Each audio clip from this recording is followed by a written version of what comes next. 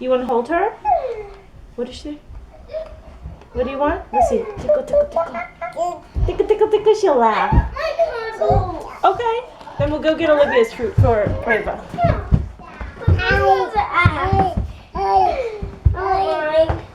Sorry. Well, at least I have two. That's right. Mommy's gonna move it together. You just took it. No, he said sorry. Look. Amazing. What did he say? Because he just couldn't handle it. Yeah, I mean, he knew that it was good, maybe gonna upset He her. goes, sorry. More than I expect Well, from a boy, a 4-year-old boy.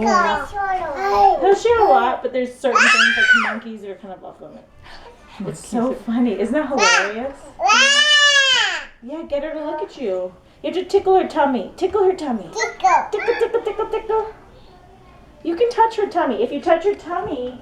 I don't let anyone tickle them, so she's that's why she's like not familiar. I read in Waldorf, you know, etc., etc., that it's not respectful.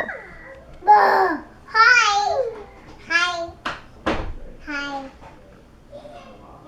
A lot of kids love to be tickled. Yeah. They want to be